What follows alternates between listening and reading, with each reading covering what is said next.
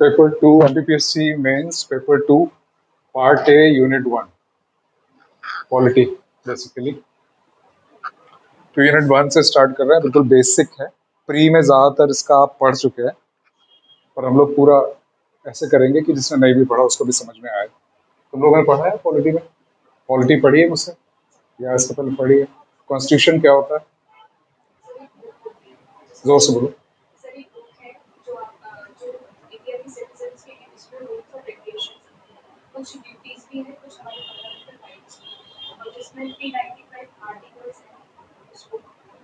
थे 395 आर्टिकल्स थे जब शुरुआत हुई।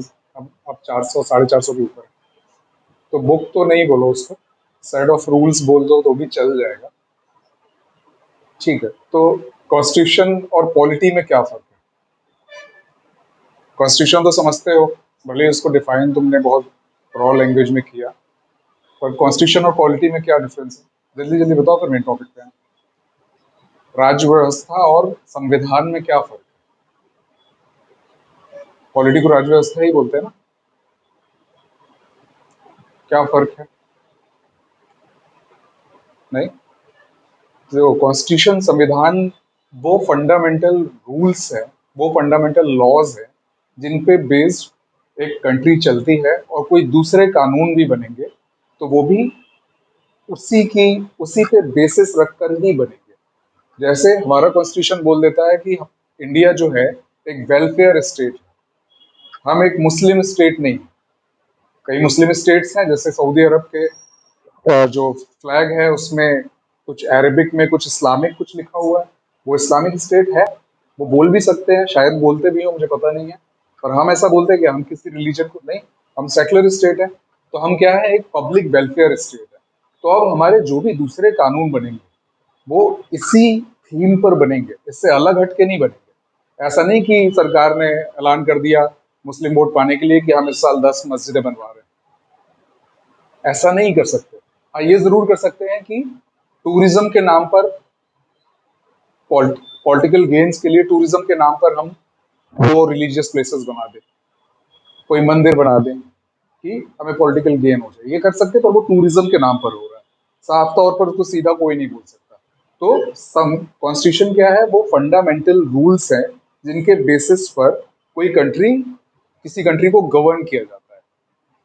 अब मुझे बताओ, क्या सारे कानून जो है, सारे लॉज जो हैं, जैसे फार्म बिल आया, किसानों वाला कानून जिसके लिए इतना आंदोलन हुआ, तो क्या वो संविधान में शामिल हो गया? और अगर शामिल हो गया तो किस आर्टिकल में है? ऐसा कुछ आइडिया है? ऑनलाइन वाले भी बोल सकते हैं। आप लोग कह रहे हैं कि संविधान वो बुक है जिसमें सारे कानून है, जिससे एक देश गवर्न करता है। तो कानून, किसानों के लिए भी कोई कानून बना तो फिर उस बुक में होना चाहिए। तो अमेंडमेंट भी तो, अमेंडमेंट मतलब सिर्फ चेंज करना, कि आज मैं बोल रहा हूँ कि किसी चोरी करने वाले को उल्टा लटकाना है, तो कल को उसमें चेंज हो गया कि उल्टा लटका के 2 लट भी मारने हैं। तो ये चेंज हुआ, तो है तो वो कानून ही कहीं ना कहीं लिखा ही जाएगा। मेरे क्वेश्चन पूछने का मतलब ये है, ऑनलाइन वाले भी बोल सकते हैं, श्रद्धा और अभिजनेत्री। मेरे पूछने का मतलब ये है कि क्या सारे कानून कॉन्स्टिट्यूशन में मेंशन है? सीधी बात, सारे कानून नहीं मेंशन कॉन्स्टिट्यूशन में नहीं है, तो फिर कहाँ है? तो उसमें चेंज तो किए जा सकते हैं, उसमें चीजें जोड़ी जा सकती हैं। कंफर्म नहीं हो तुम, है ना, कंफर्म नहीं हो, सारे कानून नहीं है, तो फिर वो कहाँ है? तो यहीं से एक क्वेश्चन और निकलता है कि इंडिया, एक तो जो इंडिया का जो कॉन्स्टिट्यूशन है, दुनिया का सबसे बड़ा रिटन लिखित संविधान है, रिटन कॉन्स्टिट्यूशन है, और ब्रिटेन में कॉन्स्टिट्यूशन लिखा ही नहीं गया है, तो फिर ब्रिटेन कैसे चलता है? ब्रिटेन में कॉन्स्टिट्यूशन लिखा ही नहीं गया है, ब्रिटेन कॉन्स्टिट्यूशन नहीं है, तो फिर वो उनका कंट्री कंट्री कैसे चलती है? कोई मर्डर कर देता है तो उसको सजा किस बेस पर दी जाती है? अब जो मेंस में आपको क्वेश्चन मिलेंगे, अगर आपके उसमें कंसेप्ट क्लियर नहीं, आप वो नहीं मिलेगा फंडामेंटल राइट्स और डीपीएसपी में डिफरेंस लिख दो, या आर्टिकल फलाना इसको लिख के बता दो। या मैंडेमस समझा दो। अब एनालिटिकल क्वेश्चन ही आएंगे। अगर आपके पॉलिटी के कंसेप्ट क्लियर नहीं है तो आप आंसर बना नहीं पाओगे। लिमिटेड टाइम होता है, सोच के लिखना पड़ता है, उसमें सबसे ज्यादा टाइम जाता है। ठीक है, तो ये कंसेप्ट क्लियर होना चाहिए। तो मतलब ये है कि ब्रिटेन में कॉन्स्टिट्यूशन लिखित में नहीं है, इसका मतलब ये नहीं है कि वहां पर कोई नियम कायदे नहीं है। हमारे यहाँ भी जो नए कानून बनते हैं, हर चीज के बारे में, एनवायरनमेंट के बारे में कानून है, किसानों से रिलेटेड कानून है, एनर्जी से रिलेटेड कानून है, एंटरटेनमेंट से रिलेटेड कानून है, कम्युनिकेशन से रिलेटेड कानून है। हर चीज को हर चीज को कॉन्स्टिट्यूशन में नहीं शामिल कर लिया जाता, पर कानून एक बन के तैयार हो जाता है कि एनवायरनमेंट एक्ट 1986, 1980 जो भी, वो तय हो जाएगा और हर कोर्ट को वो पता होगा। जब उससे रिलेटेड कोई मामला आएगा तो उस कानून के बेसिस पर कोर्ट फैसला लेगा। जरूरी नहीं है कि संविधान में वो शामिल हो। तो संविधान में क्या शामिल करते हैं? ऐसा तो नहीं कि संविधान में आप कुछ नहीं शामिल करते, एक बार जो बन गया बन गया।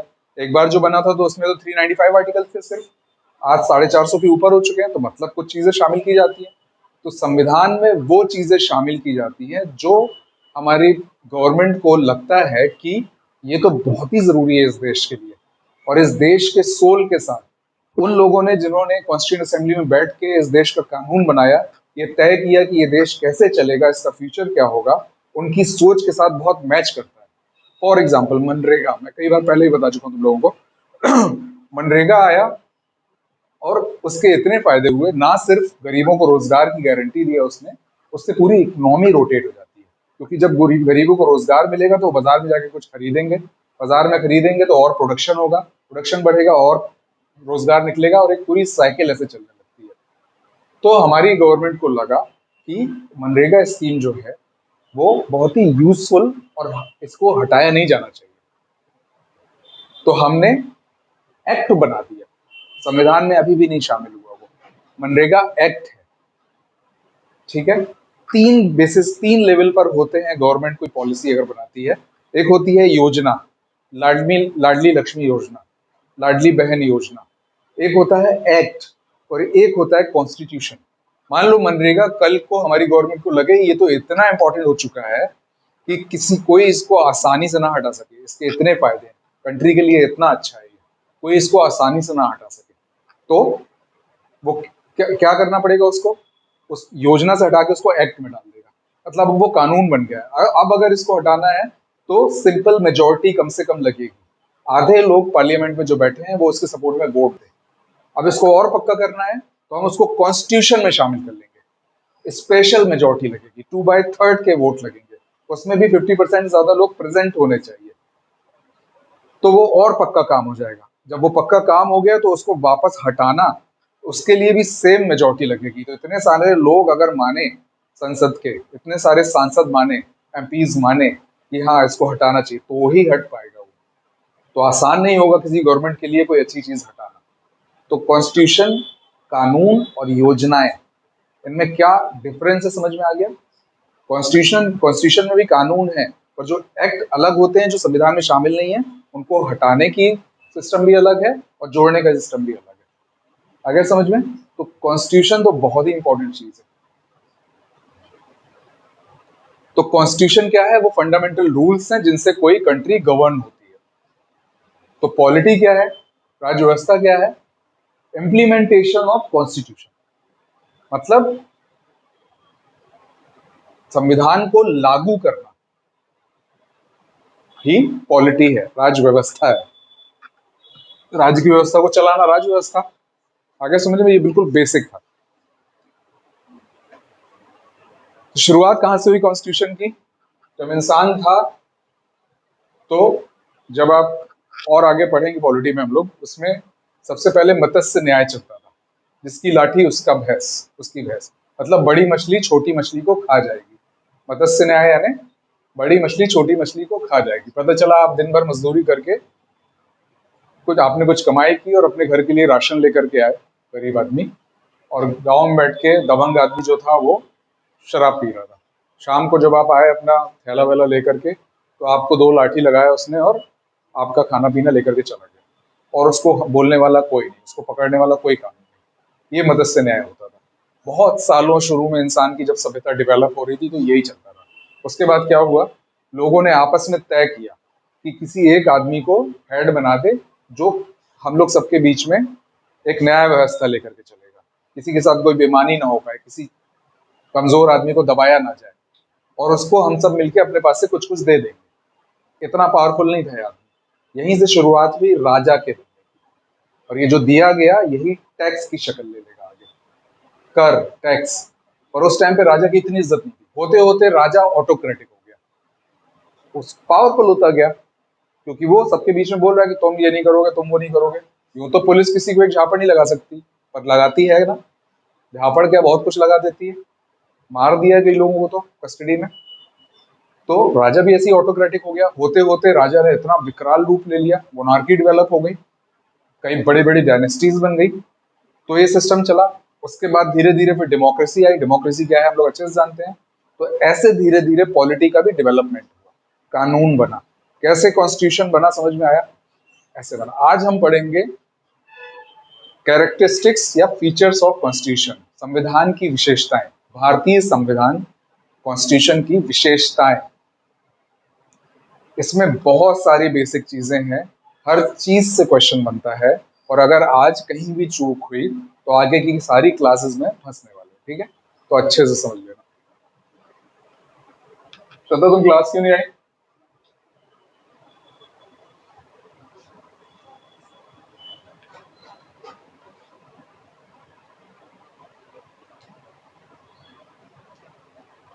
एग्जाम है?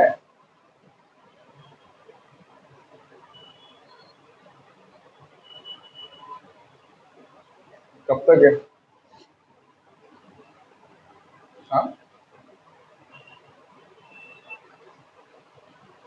लास्ट है आज। ठीक है।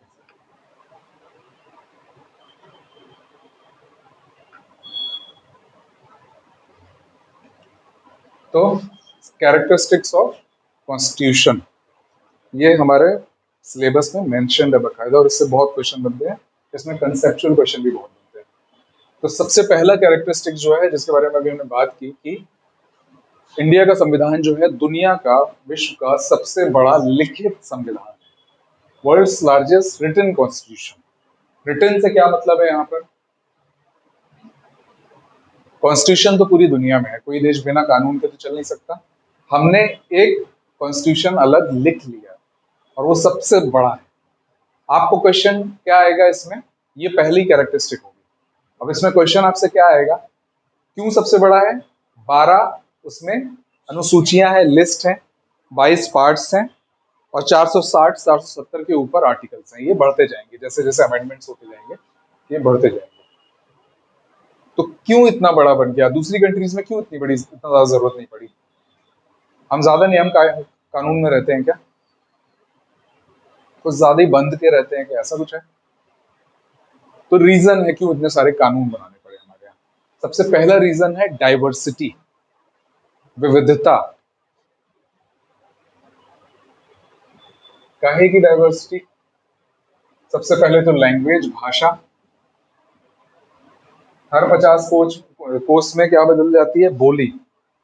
और कितने कोस में भाषा? 100 200 किलोमीटर में तो बदल ही जाती है। 22 तो लैंग्वेजेस हैं जिनको हमने इनकॉर्पोरेट कर लिया है। हमारे कॉन्स्टिट्यूशन में कितनी लैंग्वेजेस इनकॉर्पोरेटेड हैं? हमने मान्यता दी हुई है कि ये लैंग्वेज हम रिकॉग्नाइज करते हैं। 22 कहाँ पे रखा हुआ है? 8वीं अनुसूची में, 8th लिस्ट में। तो जब इतनी सारी लैंग्वेजेस को इनकॉर्पोरेट किया है अलग अलग, हम इंग्लैंड तो नहीं है कि पूरे देश में इंग्लिश बोली जाती है, काम ही खत्म, कोई लफड़े ही नहीं। जब कॉन्स्टिट्यूएंट असेंबली में ये तय हो रहा था कि नेशनल लैंग्वेज, राष्ट्रीय भाषा किसको माना जाए, तो अब चूंकि पूरा आपके उत्तराखंड से लेकर, हिमाचल से लेकर राजस्थान और हरियाणा, और ये पूरा यूपी का बेल्ट, एमपी, बिहार, सब में हिंदी बोलने वाले हैं। तो कॉन्स्टिट्यूएंट असेंबली में भी हिंदी में हिंदी बोलने वाले की मेजोरिटी थी, और हर आदमी अपनी बात थोपना चाह रहा था। गांधी जी का कहना था कि हिंदुस्तानी भाषा को राष्ट्रीय भाषा माना जाए, यानी हर भाषा से कुछ वर्ड्स लिए जाएं और एक अलग भाषा बनाई जाए, ताकि सबको तसल्ली हो। हम भी तो उस देश का हिस्सा है ना, क्यों किसी एक की भाषा को मान लिया जाए? क्यों हॉकी को ही नेशनल गेम मान लिया जाए? अब नहीं माना जाता, अब कोई नेशनल गेम नहीं है हमारा। तो हिंदी को ही क्यों मान लिया जाए? पर चूंकि मेजोरिटिज्म थोपा जा रहा था, तो ज्यादातर लोगों ने एकदम पीछे पड़ के हिंदी लागू करवा लिया। गांधी जी की बात नहीं मानी गई, तो हिंदी हमारी अभी राष्ट्रीय भाषा है। तो लफड़ा तो हो रहा है, तो इन सबको शांत करने के लिए भी तो संविधान में बहुत सारी चीजें इनकॉर्पोरेट की गई होंगी, तो उससे साइज नहीं बढ़ेगा क्या? जब बहुत सारे रूल्स, इस तरह बहुत सारे धर्म है। क्या हमने आर्टिकल 25, 26, 27, 28 चार आर्टिकल फंडामेंटल राइट्स में नहीं पढ़े थे कि सबको स्वतंत्रता है, किसी को मजबूर नहीं किया जा सकता कि किसी धार्मिक एजुकेशन को आप लो ही लो? तो ऐसे 4-5 आर्टिकल वो हमने डाल दिए, कहाँ से 25 से 28। तो इसकी वजह से साइज नहीं बढ़ा क्या? कल्चर के लिए हमने 29-30 डाल दिया आर्टिकल। अलग अलग कल्चर के लोग हैं क्या? तमिल लोग लुंगी पहनते हैं तो यहाँ हमारे यहाँ पहनते हैं क्या? मलयाली लोग लुंगी पहनते हैं, हमारे यहाँ नहीं पहना जाता। राजस्थान में औरतों को पोशाक पहननी पड़ती है जब भी अपनी फैमिली के साथ होती है, तो पहननी पड़ती है। हमारे यहाँ पहना जाता है क्या? हमारे यहाँ कहीं साड़ी, बंगाल में साड़ी बहुत ज्यादा चलती है। सारे अलग अलग कल्चर है। सिखों को कृपाण रखना है, यूएस में जाते हैं, कनाडा में जाते हैं तो नहीं रख सकते क्योंकि वहाँ कॉन्स्टिट्यूशन अलाउ नहीं करता, पर हम करते हैं, तो एक चीज जोड़ी गई ना, तो इससे भी साइज बढ़ा। तो कौन कौन सी चीजों से साइज बढ़ा? डाइवर्सिटी से। कैसी डाइवर्सिटी? Language, religion, culture. तो डाइवर्सिटी की वजह से पहला रीजन हो गया डाइवर्सिटी। आपसे क्वेश्चन क्या आएगा कि वर्ल्ड का लार्जेस्ट रिटन कॉन्स्टिट्यूशन है इंडिया, क्यों? ऐसा क्यों हुआ? तो पहला रीजन हमने दे दिया, विविधता, डाइवर्सिटी। दूसरा रीजन है सिंगल कॉन्स्टिट्यूशन है हमारा। क्या है? एकल एकल संविधान। क्या मतलब है इसका? जैसे, क्या मतलब है इसका? जैसे यूएस है, यूएसए जो है, अमेरिका जो है, अमेरिका में 50 स्टेट्स हैं। हमारे यहाँ कितने स्टेट्स हैं? 28। हमारे यहाँ 28 है, अमेरिका में कितने हैं? 50 स्टेट्स हैं। ये 50 स्टेट्स हमेशा से यूएस, अमेरिका नहीं थे, इनको भी अंग्रेजों ने गुलाम रखा। एक दिन जैसे हमारे यहाँ 1857 में अंग्रेजों की पिटाई हो गई थी, वैसे ही वहां पर बॉस्टन टी पार्टी हो गई। 1857 में हम आजाद होते होते थोड़े से चूक गए, ऑलमोस्ट हो ही गए थे, थोड़ा सा मिसमैनेजमेंट हुआ, चूक गए। वो नहीं चूके। बॉस्टन टी पार्टी जिस जिस साल हुई, 1776 में शायद, 1776 में शायद, तो जम के कुटाई हुई अंग्रेजों की। बॉस्टन टी पार्टी इसलिए बोलते हैं कि बॉस्टन शहर में जो कोस्टल रीजन है, वहां पर ये लोग चाय ले जाकर के, पता चला यहाँ से 5 रुपए किलो खरीद के ले जा रहे हैं, वहां पर 500 रुपए किलो बेच रहे हैं। जाती है।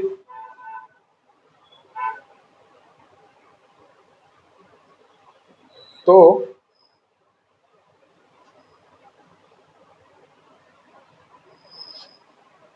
वहां के 50 स्टेट्स जो अलग अलग थे, इन लोगों ने मिलकर कूटा, और उसके बाद ये लोग डरे बैठे थे कि हम तो अभी आज ही आजाद हुए हैं, हमारी कोई आर्मी नहीं है, हमारा कोई संविधान नहीं है, कोई भी कूट पीट के चला जाएगा। आज ब्रिटेन गया है, कल को फिर लौट आया तो और ज्यादा सेना लेके, या आजू बाजू से कनाडा से कोई आ गया, नीचे से मैक्सिको से कोई डायनेस्टी आ गई, कूट पीट दी। तो इन लोगों ने कहा कि मिल जाओ, मिल के रहेंगे तो कोई पीटने के पहले सोचेगा, और एक किसी को बना दिया हेड कि भाई कोई भी आए तो तुम बात करना, हम लोग तुम्हारे साथ हैं, क्या तय होगा हम आपस में तय कर लेंगे, हम लोग तुम्हारे साथ हैं। ऐसे सिस्टम को ये हो गया।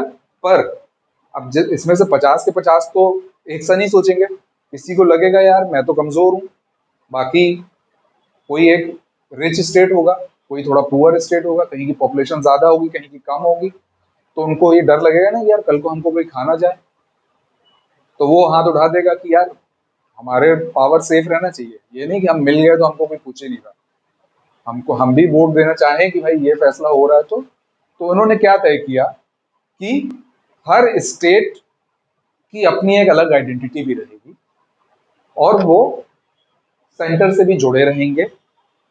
मतलब वहां पर ड्यूल सिटीजनशिप होती है, जो कैलिफोर्निया का नागरिक है वो कैलिफोर्निया का भी नागरिक है और यूएस का भी नागरिक है। वहां दोहरी सिटीजनशिप, दोहरी नागरिकता दी जाती है। इसीलिए वहां के कानून भी अलग अलग होते हैं। पता चला चोरी करने के लिए सेंटर का कानून कुछ और होगा, स्टेट का कानून होगा, चोरी के लिए तो नहीं होगा, क्योंकि चोरी तो कहीं ना किसी किसी स्टेट में होगी। एक बात बता रहा हूँ, तो मतलब जैसे हमारा एकल संविधान है कि राज्य के लिए और केंद्र के लिए पूरा एक ही संविधान में सब कुछ तय है, वहां पर अलग अलग अलग कॉन्स्टिट्यूशन होते हैं, वहां पर कोर्ट भी अलग अलग होते हैं। हमारा जैसे सुप्रीम कोर्ट, हाई कोर्ट है, ऐसा नहीं कि राज्य के लिए अलग है, बस वो हायरार्की है। हमें अगर केंद्र सरकार के खिलाफ भी केस करना होगा तो शुरुआत हमें जिले से ही शुरू करनी पड़ेगी, जिला अदालत से ही करनी पड़ेगी। उनका अलग है, उनके राज्य में कोई मुकदमा चल रहा है तो राज्य को जो पावर दिए गए हैं उस सब्जेक्ट में अगर कोई मुकदमा होना है तो उनके राज्य वाले कोर्ट में होंगे, पर अगर सेंटर वाले कुछ में होंगे तो उनके सुप्रीम कोर्ट को बोलते हैं फेडरल कोर्ट, वहां केस होगा। आया समझ में? तो हमारा सारा केंद्र और राज्य की सारे जो कानून है वो एक ही जगह इसी में लिखे गए हैं, एक ही कम संविधान में लिखे हैं, इसलिए भी उसकी लेंथ बढ़ गई, क्योंकि सबको, राज्य को भी केंद्र को भी एक ही में समेटना है। तो दूसरा रीजन क्या हो गया हमारा? सिंगल कॉन्स्टिट्यूशन है, एकल संविधान है। हमारा सुप्रीम कोर्ट, हाई कोर्ट भी उसी में, सांसद और विधायकों के नियम भी उसी में, पीएम और सीएम, सीएम के बारे में भी उसी में, उनको कैसे चुना जाएगा, कैसे हटाया जा सकता है, कैसे महाभियोग चलेगा, पीएम का भी उसी में, सीएम का भी उसी में, राष्ट्रपति का भी उसी में, राज्यपाल का भी उसी में। है तो दोनों केंद्र और राज्य में अलग अलग ना। आ रही है बात, समझ में आ रही है? तो दूसरा रीजन ये हो गया। तीसरा रीजन क्या हो जाएगा? तीसरा रीजन ये कहा जाता है कि कॉन्स्टिट्यूएंट असेंबली, संविधान सभा, संविधान सभा क्या थी? 1946 में अंग्रेजों ने कहा कि हम तुमको आजादी देने वाले हैं, पर तुम तो जंगली लोग हो, सभ्य तो केवल हम हैं, तो तुम लोग कानून तो बना लो कि कल को किसी ने मर्डर किया तो उसको उल्टा लटकाओगे कि फांसी की सजा दोगे, सीधा लटका के। कानून तो बना लो अपना कि कैसे रहोगे। तो 1946 में एक सभा बनाई गई, उसको बोलते हैं संविधान सभा। उसमें हर स्टेट से कुछ लोग आए, इसको हम पढ़ेंगे डिटेल में। तो ये संविधान सभा हो गई। बात ये हुई कि उस टाइम पर जितने भी बड़े लोग होते थे, पैसे वाले लोग होते थे, वो बाहर जाकर के वकालत पढ़ के आते थे। बड़ी चीज यही थी। साइंटिस्ट हमारे यहाँ उतने नहीं हुए। जितने भी बड़े नेता हैं हमारे यहाँ, ये गुलामी मानसिकता ही है शुरू से, जो बाहर जाके आ गया उसको बढ़ाने वाले। स्वामी विवेकानंद को ले लो, चाहे गांधी जी को ले लो, चाहे किसी भी बड़े ने, अम्बेडकर को ले लो, चाहे किसी को भी उठा लो, नेहरू को ले लो, चाहे, सब बाहर जाके यहाँ आए हैं, बड़े आदमी बन गए। आज भी कोई बाहर जाकर के यहाँ जाता है तो दूसरों की नजर में बड़ा हो जाता है। ये गुलामी मानसिकता की पहचान है। जैसे इंग्लिश बोलने वाले को बड़ा माना जाता है, हमारे यहाँ आज भी है, ये गुलामी मानसिकता तो है ना। ऐसी कौन सी बड़ी बात है कोई लैंग्वेज बोल है तो वहां तो आम लोग बोलते हैं इंग्लिश। हमारे जैसे हिंदी वो बोल सकते हैं क्या? तो क्या वो छोटे हो गए? तो हम इंग्लिश ना बोल के कैसे छोटे हो गए?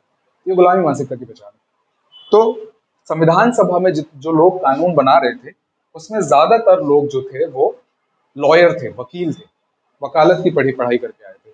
और लॉयर जब कोई बात करता है तो वो आप बोलोगे कि जज साहब मुझे इस आदमी ने लट्ठे से पीट दिया। लॉयर बोलेगा कि जज साहब इसने इस दिनांक को सुबह इतने बजे फलाने मोहल्ले में इस बात पे विवाद हुआ तो इसने इसको दो लगाए पीछे से, और इसके ये एविडेंस है, ये गवाह है, इस एड्रेस पे, मतलब पूरा टेक्निकल वो लिखेगा, हर बारीकी में जाएगा। और जब वो 2 लाइन की चीज को 3 पेज में लिखेगा तो कॉन्स्टिट्यूशन का साइज बड़ा नहीं होगा। तीसरा रीजन क्या होगा? संविधान सभा में ज्यादातर लॉयर थे। तो कॉन्स्टिट्यूशन के, रिटन कॉन्स्टिट्यूशन हमारा जो है उसके बड़े होने के 3 रीजन हमने देख लिए। पहला था डाइवर्सिटी, दूसरा था सिंगल कॉन्स्टिट्यूशन, तीसरा हो गया ज्यादातर लॉयर थे। चौथा बहुत मेन रीजन है, इसको क्रिटिसाइज भी किया जाता है कि अंग्रेज जो हमको रूल करते थे तो वो भी किसी ना किसी कानून के तहत करते थे। हमको कितना भी वो स्ट्रॉ लगा के हमारा खून चूस रहे थे, कुछ ना कुछ तो कानून था ना। तो वो जो कानून आते थे, 1935 एक्ट आया था, एक नाम तो सुना है, 1935 का एक्ट आया था। तो हमने जो कानून कॉन्स्टिट्यूशन बनाया, 70% कॉन्स्टिट्यूशन तो हमारा 1935 एक्ट से ही आ गया। फिर नेहरू रिपोर्ट आई थी, उससे भी कुछ कुछ लिया हमने। तो ऑलमोस्ट कहते हैं कि 350 आर्टिकल तो 1935 एक्ट से ही ले लिए थे हमने। तो 350 आर्टिकल तो ऑलरेडी आ गए। यूएस के पूरे कॉन्स्टिट्यूशन में कुछ 14, 15, 13 आर्टिकल हैं। यूएस के जो रिटन कॉन्स्टिट्यूशन है उसमें 13 आर्टिकल है। 350 तो हमने कहीं और ही से ले लिए। अब आगे हमें और लिखना है तो साइज बड़ा होगा, तो ये भी एक रीजन हो गया। इतने रीजन देना है आपको कि हमारा कॉन्स्टिट्यूशन जो है दुनिया का सबसे बड़ा रिटन कॉन्स्टिट्यूशन क्यों हो गया। आगे समझ। आप पढ़ क्या रहे हैं?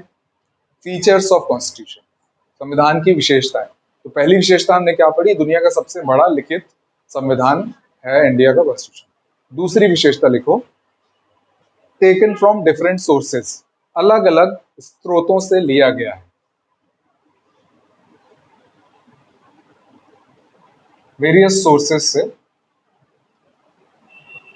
क्या मतलब है इसका? जैसे हमने राष्ट्रपति का पद कहां से लिया? राष्ट्रपति का पद लिया यूएस से, पर उसकी पावर कैसी होगी? वो लिया हमने ब्रिटेन के किंग से, जो कि नॉमिनल हेड होता है। हमारे राष्ट्रपति के पास कुछ पावर होती है क्या? नहीं होती। पावर हमारे पास पीएम के पास होती है ना। पीएम जैसा बोलता है टेक्निकली वैसे ही चलते हैं वो भले ही पद में सबसे बड़ा हुआ है, पर पावर किसके पास होती है? ऐसे ही इंग्लैंड में भी होता है। तो इंग्लैंड में भी किंग नॉमिनल हेड, काम कौन करता है? एग्जीक्यूटिव वहां का प्राइम मिनिस्टर करता है। तो वो सिस्टम हमने ब्रिटेन से लिया। फिर हमने फंडामेंटल राइट्स का कंसेप्ट कहाँ से उठाया? यूएस से उठाया। ऐसे ही हमने फंडामेंटल ड्यूटीज किससे ली? रशिया से ली। ऐसे पूरा कॉन्स्टिट्यूशन हमने वर्ल्ड के अलग अलग जगहों से कॉपी किया है और अपने हिसाब से थोड़े बहुत चेंजेस कर दिए। तो ये एक फीचर हो गया ना, इसका विशेषता हो गई ना। तो क्या विशेषता हो गई? Taken from different sources. ये आप लोगों की ड्यूटी है, ये फ्री में पढ़ाया जाता है कि कौन कौन सी चीज किस किस कंट्री के कानून से ली है। ठीक है, ये देख लेना, इसको रट लेना।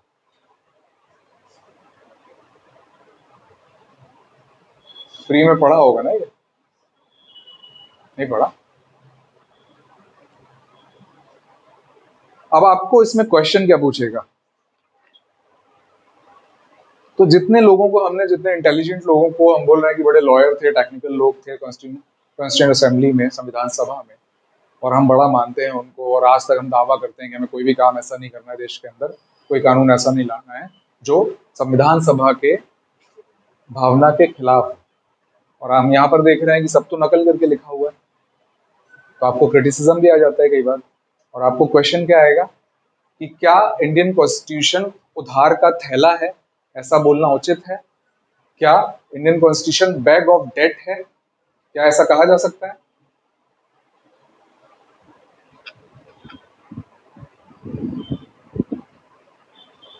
क्या ऐसा कहा जा सकता है? बताओ।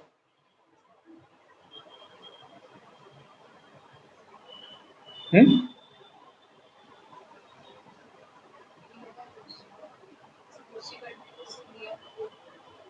है। नहीं, जो लिखना है वो ही बताओ, कि मैं तुमसे पर्सनल बातें थोड़ी कर रहा हूँ। क्यों नहीं है?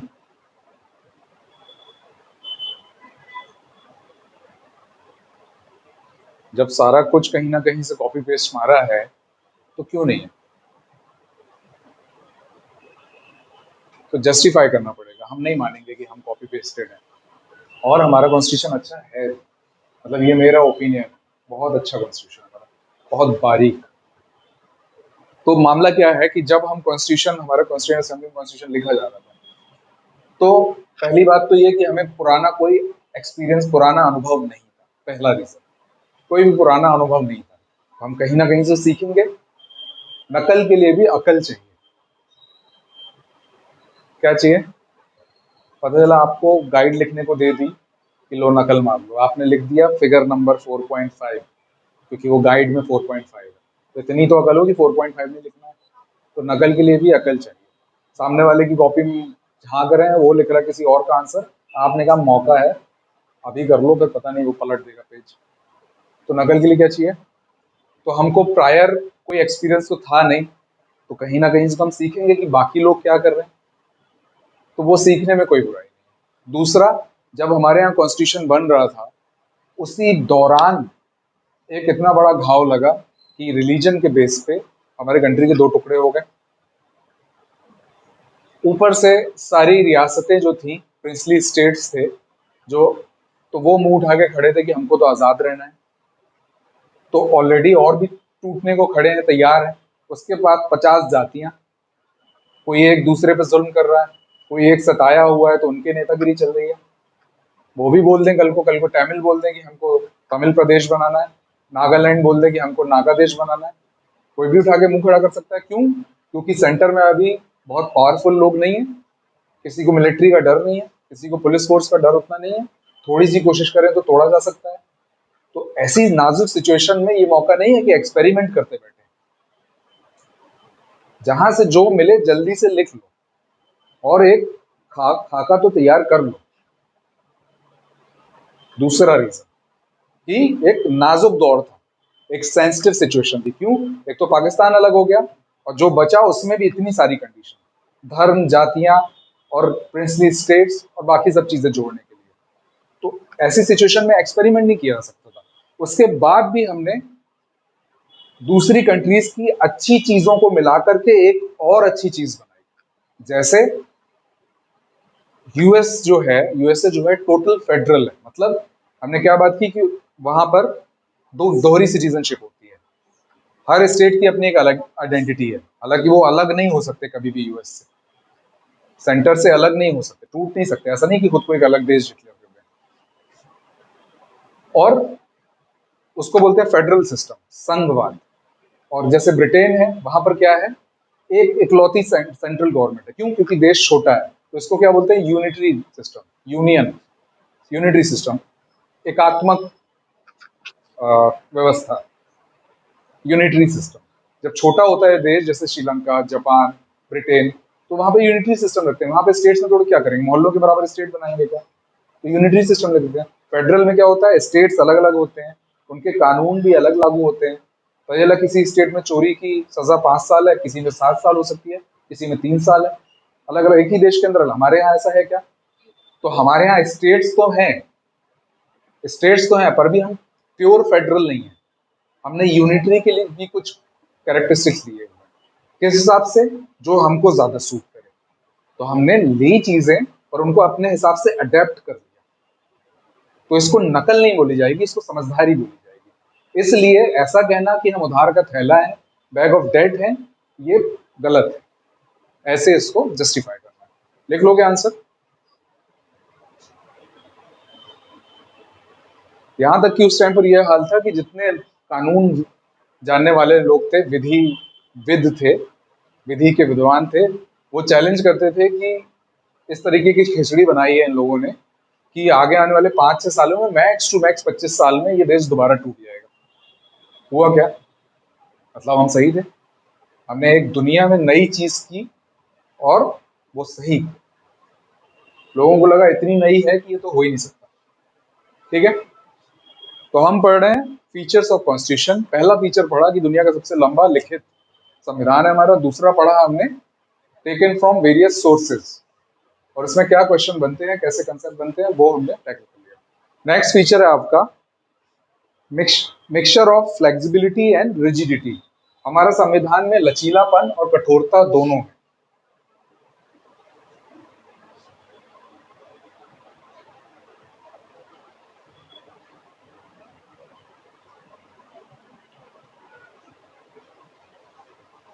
रिजिडिटी और फ्लेक्सिबिलिटी।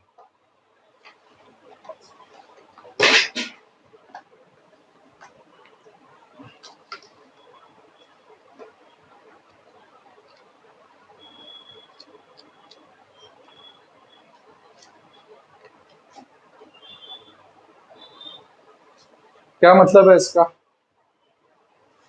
फ्लेक्सिबल क्या होता है और रिजिड क्या होता है? कठोर और लचीला क्या होता है?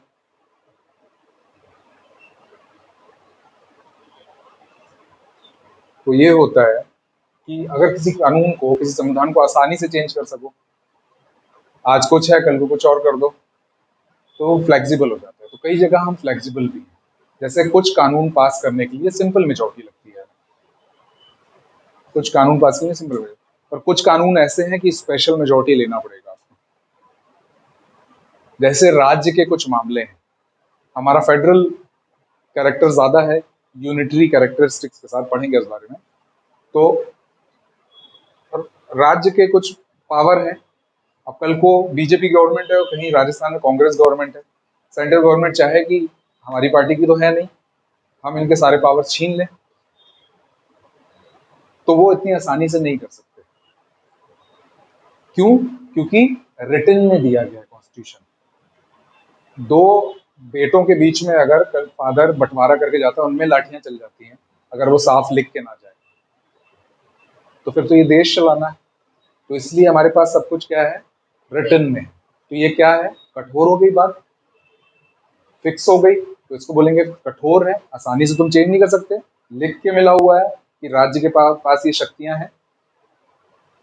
पर पहले जो शिक्षा व्यवस्था थी वो राज्य के पास हुआ करती थी, आज वो कॉन्करेंट में है, यानी दोनों के पास है। कल को अगर किसी स्टेट में कट्टरवाद की शिक्षा देने लगे कि भाई हम 80% हिंदू हैं, हमारी चलना चाहिए, ये देश में सनातन परंपरा से बना है, कट्टरवाद किसी भी दूसरे धर्म को रहने का अधिकार नहीं है, तो वो रॉन्ग हो जाएगा, सेकुलर फीलिंग के खिलाफ है वो। तो अब वो बोलेंगे, अगर स्टेट वो बोलने लगे कि शिक्षा हमारा अधिकार है, हम जो चाहे पढ़ाएं, तो गलत हो जाएगा ना फिर। तो इसलिए उसको कॉन्करेंट लिस्ट में बाद में कर लिया गया। तो फ्लेक्सिबिलिटी थी, कैसे थी कि स्पेशल मेजोरिटी आप लाओ और कानून को चेंज कर दो। तो ये लचीलापन है ना। तो हमारा कानून दोनों है, रिजिड भी है, फ्लेक्सिबल भी है। ऐसा नहीं कि जो एक बार लिख गया तो फिर चेंज हो ही नहीं सकता।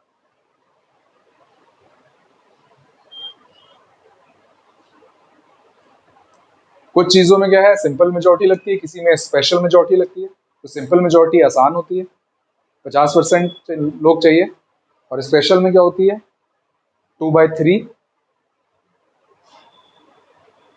तो इंडिया में दोनों दोनों तरह के कानून है, लचीला भी है इंडिया और कठोर भी है। कितने फीचर्स पढ़ लिए हमने?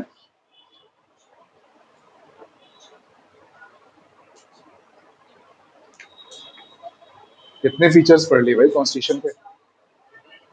पहला क्या पढ़ा? हाँ, सबसे बड़ा रिटन कॉन्स्टिट्यूशन है। दूसरा, टेकन फ्रॉम वेरियस सोर्सेस, अलग अलग स्रोतों से लिया गया। तीसरा,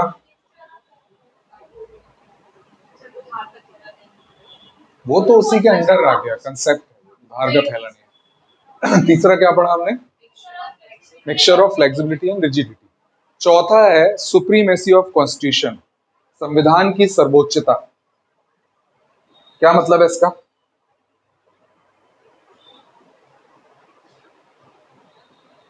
यूएई में मोनार्की है,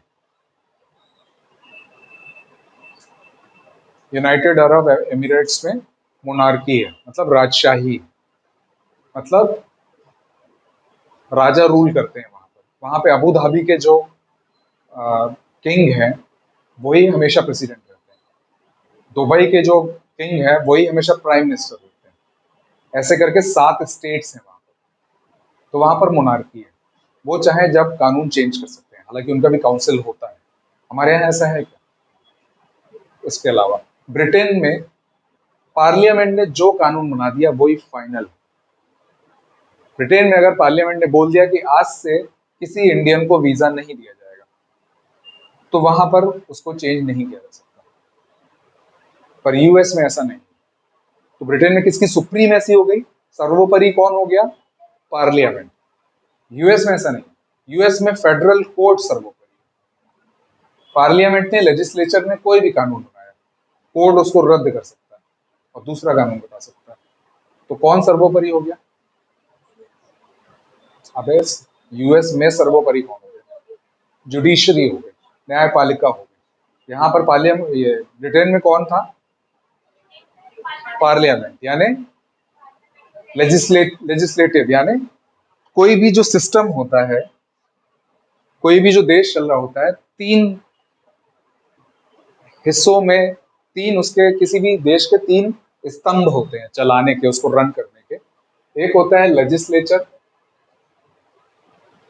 एक होता है एग्जीक्यूटिव, और एक होता है जुडिशरी, यानी विधायिका, कार्यपालिका और न्यायपालिका। क्या क्या काम होते हैं? विधायिका का काम होता है कानून बनाना, एग्जीक्यूटिव का काम होता है इस कानून को लागू करना, और इनका काम क्या होता है? न्याय करना। ठीक है। विधायिका मतलब हमने जो लोगों को चुन के भेजा, एमपी एमएलए, वो पार्लियामेंट में जाएंगे और कानून बनाएंगे। यूएसए में ये लोगों को चुना जाता है, बट ये लोग मंत्री नहीं बनते। हमारे यहाँ यही लोग मंत्री बन जाते हैं। हमारे यहाँ मोदी जी बनारस से चुन के आए, वो आ गए लेजिस्लेचर में, कानून बना सकते हैं। राजनाथ सिंह लखनऊ से चुन के आए, लेजिस्लेचर में आ गए। मोदी जी जैसे प्राइम मिनिस्टर बने तो एग्जीक्यूटिव का हिस्सा हो गए। राजनाथ सिंह जैसे रक्षा मंत्री हो गए तो एग्जीक्यूटिव का हिस्सा हो गए। यूएस में ऐसा नहीं होता। यूएस में कैसा होता है, वहां पर राष्ट्रपति का चुनाव होता है और लेजिस्लेचर का चुनाव होता है। कानून बनाने वाले लोग अलग होते हैं। कार्यपालिका जो होती है, एग्जीक्यूटिव जो होती है, वो राष्ट्रपति अपने लोग चुनता है।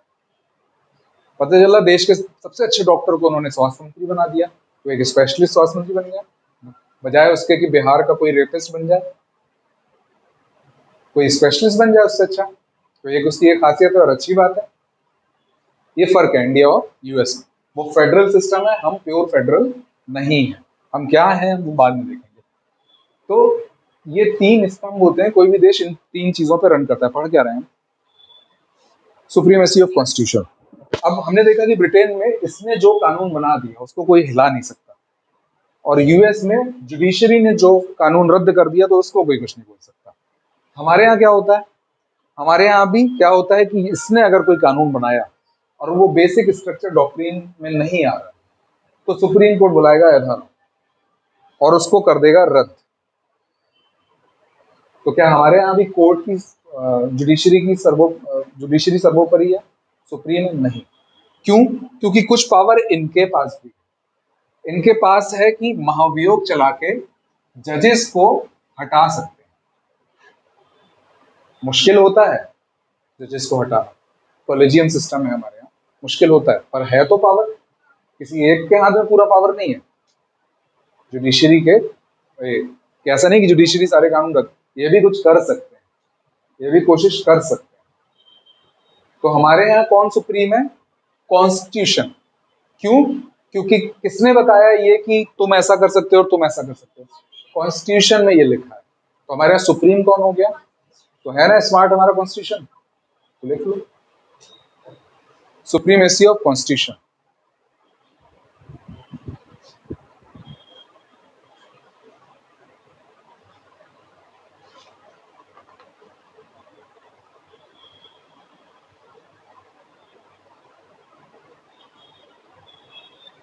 तो राज्य व्यवस्था के कितने हिस्से होते हैं ये रट लो। हाँ, लेजिस्लेचर, एग्जीक्यूटिव, जुडिशरी, विधायिका, कार्यपालिका, न्यायपालिका। समझ में आया ना क्या होते हैं ये? कलेक्टर किसमें आएगा? कार्यपालिका। क्यों? क्योंकि एग्जीक्यूट करता है। और मंत्री किसमें आएंगे? Cabinet minister, executive. वो काम करेंगे। स्वास्थ्य मंत्रालय स्वास्थ्य का काम करेगा, हेल्थ मिनिस्ट्री, रक्षा मंत्रालय रक्षा करेगा, तो काम करेगा ना। वही बंदा यहाँ पर जब बैठ जाएगा तो वो कानून बनाएगा, लेजिस्लेचर। और जुडिशरी तो आप लोगों को पता है। कितने फीचर पढ़ लिए हमने? 4। पहला क्या था? सबसे बड़ा, रिटन और सबसे बड़ा। दूसरा क्या था? Taken from various sources. तीसरा क्या था? फ्लेक्सिबल भी है और रिजिड भी है। सबको प्रूव करना पड़ेगा आपको, ये अलग अलग क्वेश्चन बनते हैं हर लाइन पे। चौथा क्या देखा हमने? सुप्रीमेसी ऑफ कॉन्स्टिट्यूशन, संविधान सर्वोपरि है। नेक्स्ट पॉइंट जो है वो है सेपरेशन ऑफ पावर, शक्ति का पृथक्करण है हमारे यहाँ। क्या मतलब है इसका?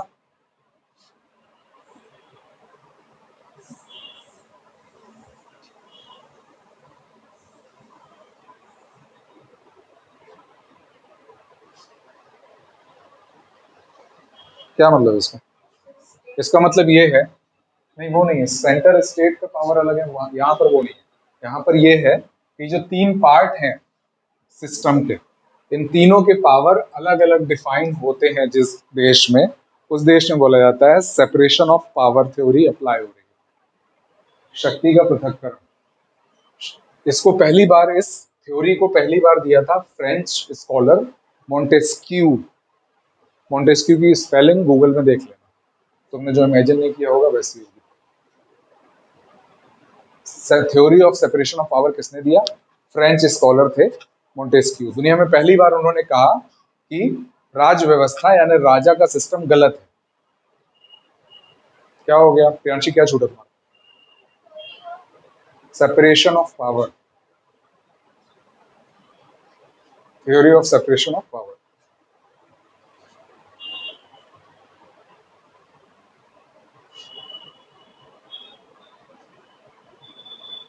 तो मोंटेस्क्यू ने क्या कहा कि राजा जो है, उस टाइम पे तो हर जगह राजा होते थे, डेमोक्रेसी तो आई नहीं थी, रिपब्लिक कहीं पर नहीं था।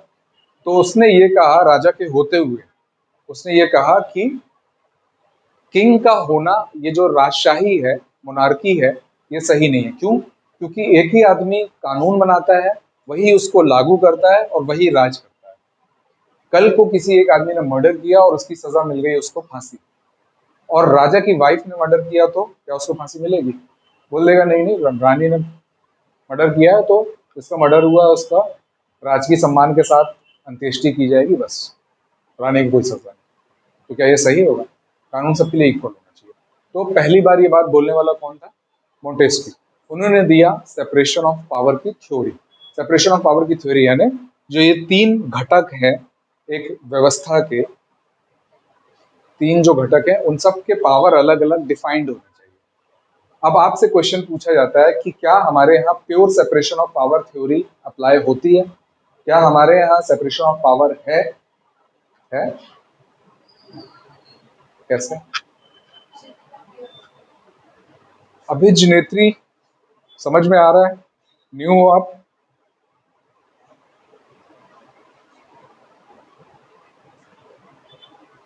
फर्स्ट टाइम पढ़ रहे हो?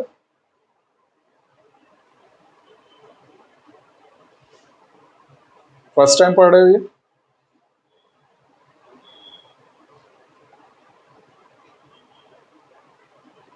ठीक है, इन्वॉल्व रहना पड़ता है, ऐसा नहीं कि ऑनलाइन में हो तो।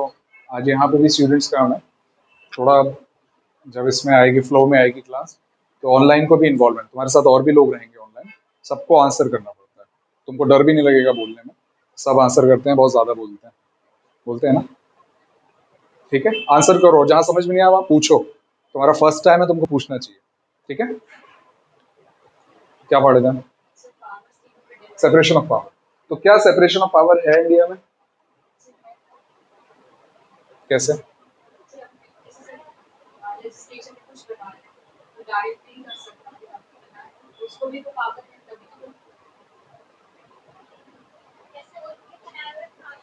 देखो, मोदी जी आए बनारस से चुन के, क्या बन गए? एमपी, मेंबर ऑफ पार्लियामेंट, कानून बने। हम बोल रहे हैं कि इनके पावर में सेपरेशन होना चाहिए।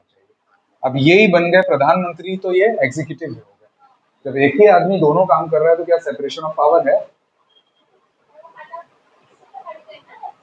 हाँ, अरे पर आदमी तो एक ही है, वर्क अलग है, पर पावर सेपरेट हुए क्या? इसको सेपरेशन नहीं बोलते। सेपरेशन किसको बोलते हैं? जुडिशरी को। तुम देखना, जजेस कभी यूट्यूब में देखना, आजकल सीधा प्रसारण होता है तुम्हारे कोर्ट्स का, सुप्रीम कोर्ट का भी और छोटी अदालतों का। देखना, बड़े बड़े आईएएस और डीसीपी आके खड़े रहते हैं और जज साहब हड़काते हैं। आपको पता नहीं है प्रोटोकॉल क्या है? ये क्या पहन के आए आप? क्यों? क्योंकि जज साहब के ऊपर मंत्री जी की नहीं चले। ऐसा नहीं कि मंत्री जी फोन कर देंगे तो जज साहब का तबादला हो जाएगा, ऑन पेपर है, पॉसिबल नहीं। क्यों? सेपरेशन ऑफ पावर है। हमारे यहाँ जुडिशरी अलग है, पर एग्जीक्यूटिव और लेजिस्लेटिव अलग नहीं है। इनका तबादला, इनको नौकरी देना, कौन जज बनेगा कौन नहीं बनेगा, ये कौन डिसाइड करता है? Collegium system. कोर्ट में हम कॉलेजियम सिस्टम पढ़ेंगे, अगर आपको नहीं पता है। पर ये जजेस से मिलकर ही, पांच सुप्रीम कोर्ट के पांच टॉप जजेस से मिलकर ही कॉलेजियम बनता है। वो ही तय करता है कि हमको किसको कितनी सैलरी मिलेगी, किसका तबादला होगा, कौन चीफ जस्टिस बनेगा, कौन जज बनेगा। अपने सारे फैसले वो खुद करते हैं। क्यों ऐसा? क्योंकि अगर ये लोग करने लगे तो देश के आधे से ज्यादा केस तो सरकारों के खिलाफ है, आधे से ज्यादा क्रिमिनल तो पार्लियामेंट में बैठे हैं, 1/3 के ऊपर रेप चार्जेस हैं, और महिला सुरक्षा के कानून वो लोग बनाते हैं। तो अगर ये लोग इनको नियुक्त करने लगे तो वही हाल हो जाएगा जैसे इलेक्शन कमीशन का, ईडी का और सीबीआई का है कि जहां चाचा जी बोल रहे हैं वहां जाके छापा पड़ रहा है। हर गवर्नमेंट करती है। तो अगर उनके हाथ में जुडिशरी आ गई तो काम ही खत्म हो जाएगा। तो हमने इसको तो सेपरेट रखा है। और किस आर्टिकल से इसको सेपरेट किया गया है? आर्टिकल 50। अभी याद हो जाए तो कर लो, नहीं तो डीपीएस की पढ़ना ही है, इसका टेंशन नहीं लेना, ये हम रट लेंगे। बात यहाँ कंसेप्ट समझने की है, ये कंसेप्ट क्लियर नहीं होंगे तो आंसर नहीं बना पाओगे। आगे समझ में, तो इस चीज को क्रिटिसाइज किया जाता है कि इंडिया में separation of power pure form में नहीं है। आगे समझ में।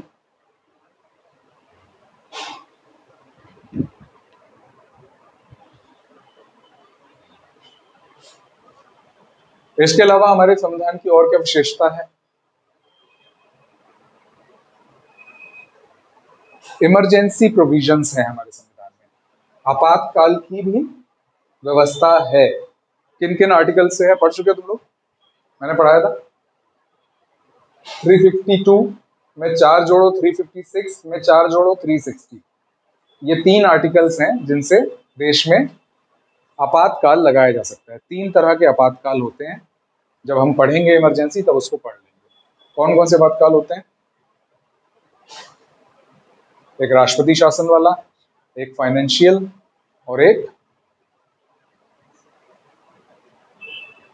हाँ एक नेशनल इमरजेंसी, एक राष्ट्रपति शासन और एक फाइनेंशियल।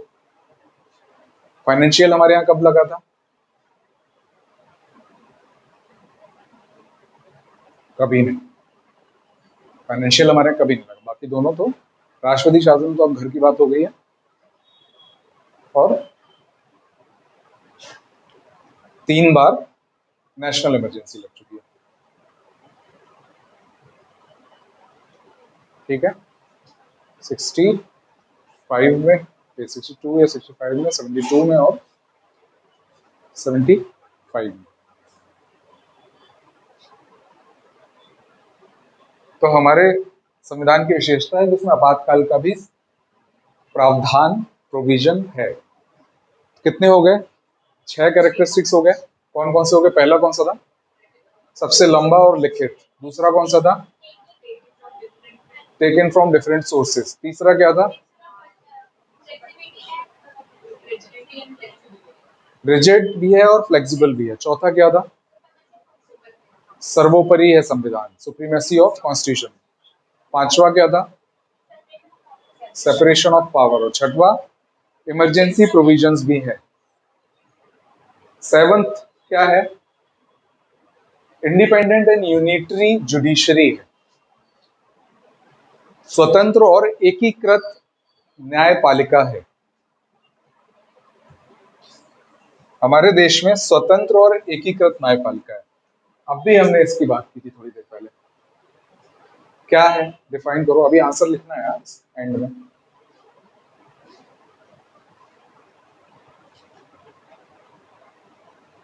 स्वतंत्र और एकीकृत, independent and unitary judiciary system है हमारे। क्या मतलब है इसका? जल्दी बताओ कांशी, क्या मतलब इसका?